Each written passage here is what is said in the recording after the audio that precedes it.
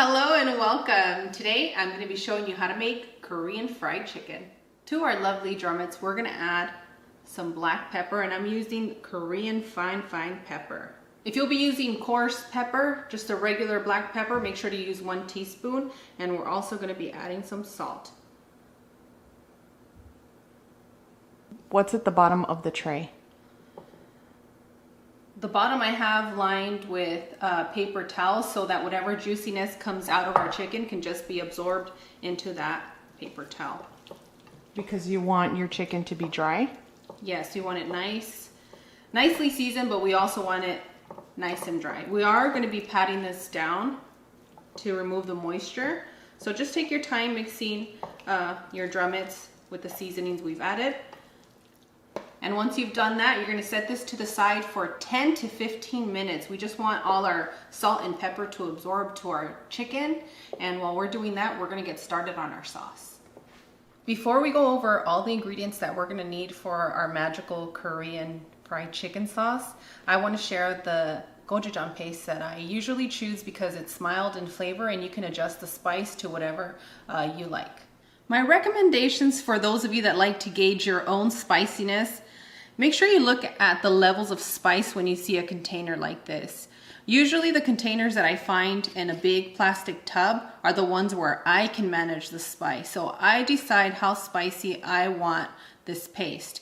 So if you guys aren't sure what to purchase, you guys can ask at your local Korean markets, international markets. And if you like the spice, you're gonna see some that are very hot. So it's gonna be up to you, amigos. And just because I don't want the Views Club to make the same mistake that I made when I went to the Korean store, I'm going to link the one that we use in the Amazon storefront. Wonderful. So make sure that you get some delicious gochujang paste. We are also going to be using Korean pepper powder. Not to be confused with your gochugaru, but if this is all you have, the Korean pepper flakes, you're more than welcome to use it for this recipe. And the reason why I like to use the pepper powder is because you get a little bit of the sweetness and it's not really that spicy. So all the kids can enjoy it, all your family members can enjoy it. Don't be scared of the spice, amigos. It's very mild. Fresh ginger is the best to use for this recipe. What I like to do is I like to grate my ginger, and once I grate my ginger, I just squeeze out all the juice that I can and set it to the side. Do not throw your little flakes of ginger away. We are going to need it for the recipe, but I find that with this recipe, you absorb more of the flavor that you want when you squeeze out the juice. So make sure you keep squeezing the juice. Yeah, buddy. Y'all know how much I love bouillon in any country and any flavor.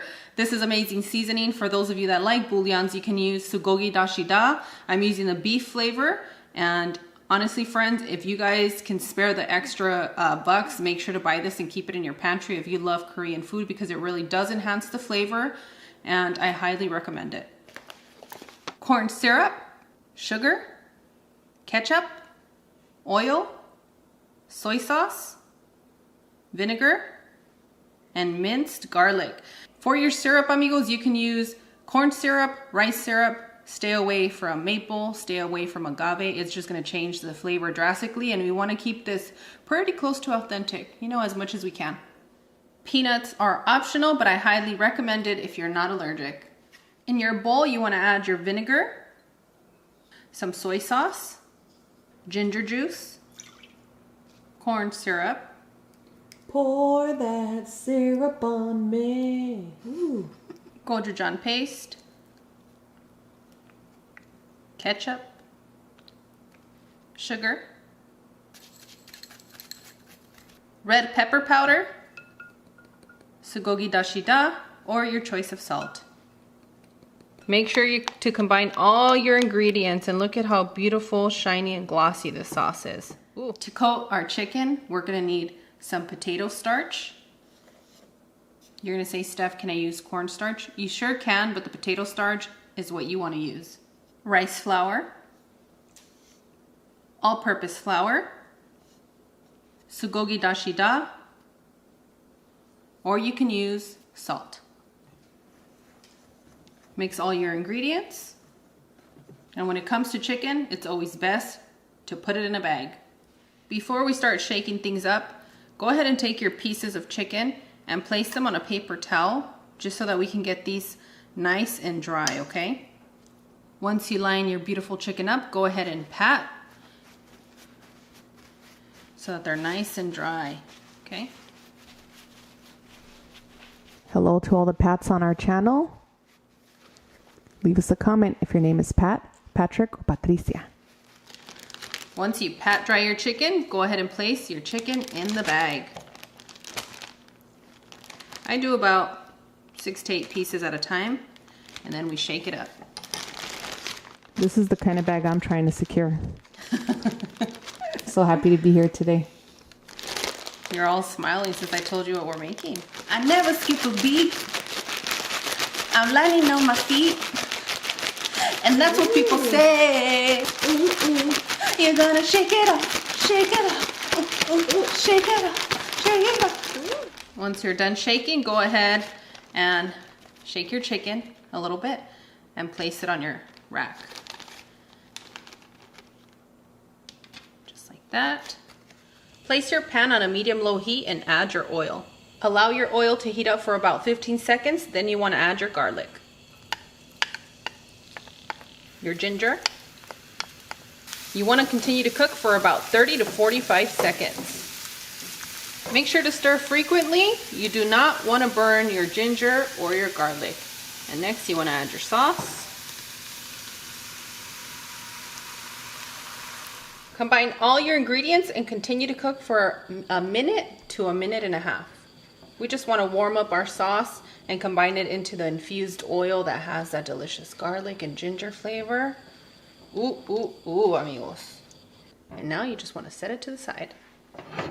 Amigos, I've shared this tip with you before. Take a wooden chopstick, a wooden spoon, toothpick, something that does not have a coating, and you're going to place it into your oil. And when you see it bubbling just like that, that means that we are ready to fry. I like to fry at about 375 to 380 degrees.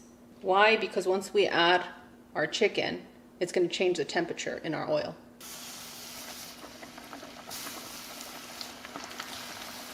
Amigos, make sure that whatever pot you're using to fry your chicken, that you only fill it up halfway.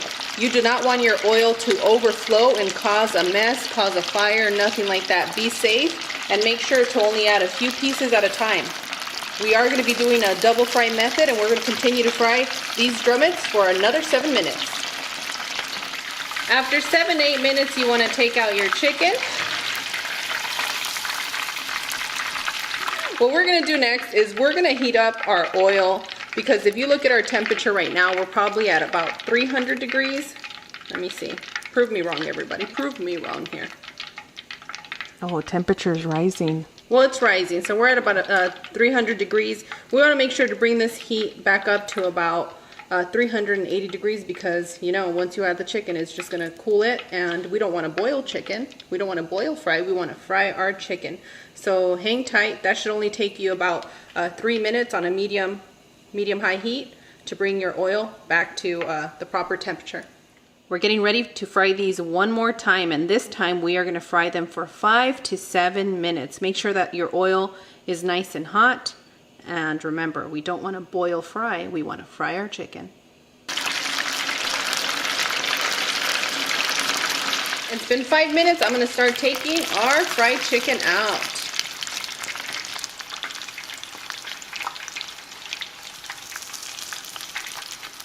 I'm going to set our chicken to the side and continue to fry the remaining drumettes. For those of you that are going to be using peanuts, go ahead and fry them for just about 10 seconds. Some nice oil, just like that. Take them out and set them to the side. And that's why you want to make your sauce first. That way it cools a little bit. It's still warm, but it's cool, and it's not going to steam our chicken, because if you add this sauce hot, it's going to steam the outside of your chicken. The crispiness is going to go away, and that's not what we want. Now we're just going to combine the sauce and our chicken and let them dance, fall in love.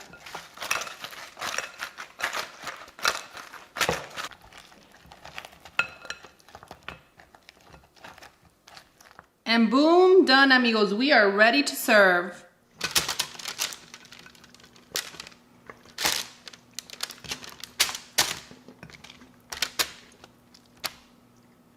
Next, you want to sprinkle some peanuts. You can also sprinkle some sesame seeds if you have a preference for that. That works great.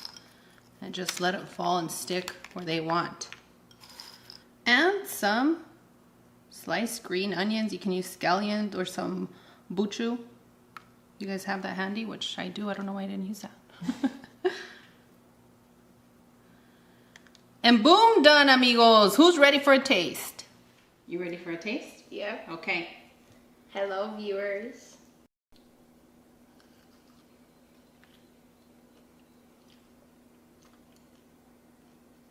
I made my final results. The meat is good. The crisp is good. The sauce is good. It's great. Is it? Yay! All right, I'm gonna give it a taste with you here.